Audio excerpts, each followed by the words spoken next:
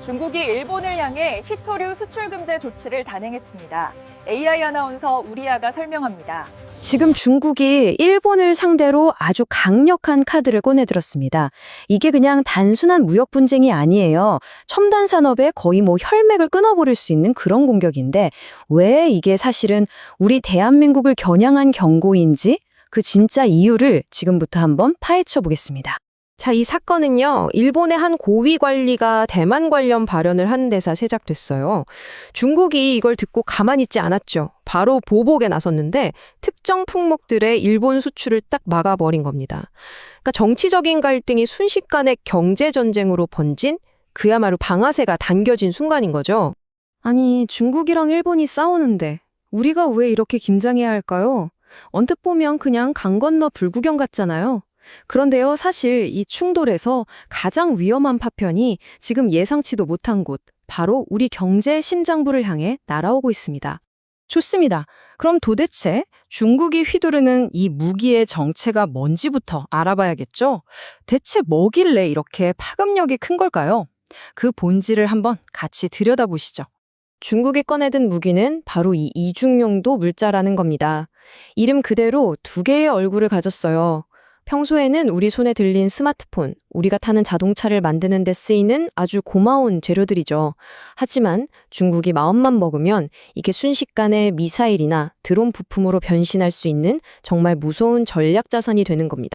자, 통제 품목 리스트를 보면요. 그 의도가 더 명확해져요. 전기차 모터, 반도체, 배터리에 없어서는 안 될 히토류, 갈륨, 흑연 이런 것들이 다 포함되어 있거든요. 이건 사실상 4차 산업의 혈관을 중국이 꽉 쥐고 있다는 얘기나 다름없습니다.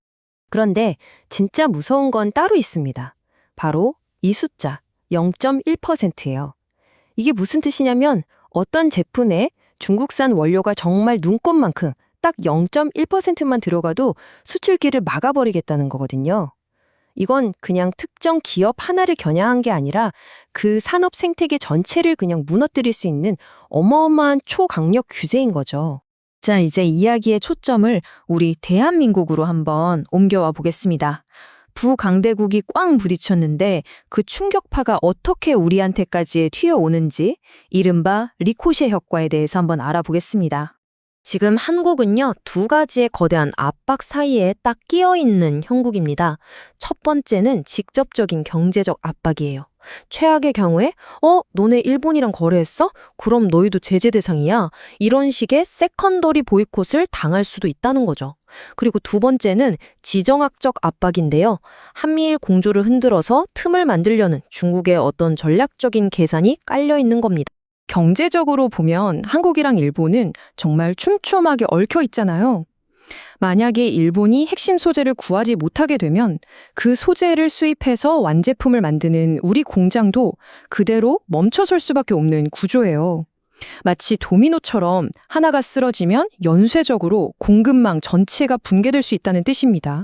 그렇다면 이 거대한 충격파는 우리 산업의 정확히 어디를 가장 먼저 그리고 가장 아프게 때리게 될까요? 지금부터 그 피해 예상 지도를 한번 같이 펼쳐보겠습니다. 네, 가장 큰 타격이 예상되는 곳은 바로 이 네 군데입니다. 반도체, 배터리, 자동차, 그리고 디스플레이. 이 네 분야는 두말할 필요 없이 대한민국 경제를 이끄는 핵심 엔진이죠. 이 표를 보시면 상황이 얼마나 신박한지 한눈에 들어옵니다. 예를 들어 반도체 공정에 꼭 필요한 갈륨, 게르마늄 공급이 딱 막힌다? 그럼 생산 라인이 멈출 수도 있는 거고요. 배터리의 핵심인 흑연 가격은 아마 천정부지로 솟구칠 겁니다. 그리고 전기차의 심장이라고 할 수 있는 모터를 만드는 히토류 자석을 구하지 못하게 되면 이건 자동차 산업 전체에 비상등이 켜지는 거나 마찬가지입니다. 자, 문제점을 파악했으니까 이제는 방패를 만들어야겠죠. 이 위기를 오히려 기회로 바꾸고 어떤 외부 충격에도 흔들리지 않는 튼튼한 경제 체력을 키우려면 우리가 뭘 해야 할지 그 구체적인 전략들을 한번 살펴보겠습니다. 가장 시급한 첫 번째 조치는 이겁니다. 바로 국가 비축 물량을 대폭 늘리는 거예요. 현재 약 61분 정도인 핵심 광물 비축량을 최소 101분 이상으로 확 늘려서 단기적인 공급 충격 정도는 충분히 버텨낼 수 있는 체력을 길러야 한다는 거죠. 우리의 대응 전략은 크게 이 세 개의 기둥 위에 세워져야 합니다. 첫째, 당장 급한 불을 끌 수 있는 비축량 확대. 둘째, 근본적으로 중국 의존도를 낮출 수 있는 핵심 기술 확보. 그리고 마지막으로 위기 상황을 실시간으로 감지하고 바로바로 대응할 수 있는 정보 한라인 강화.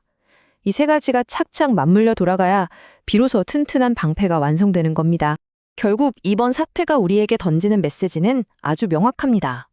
자원이 총이나 칼보다 더 무서운 무기가 된 시대라는 거죠. 핵심 소재를 지배하는 나라가 미래를 지배한다는 겁니다. 어쩌면 일본의 오늘이 바로 우리의 내일이 될 수도 있습니다. 과연 우리는 이 보이지 않는 전장에 제대로 대비가 되어 있을까요?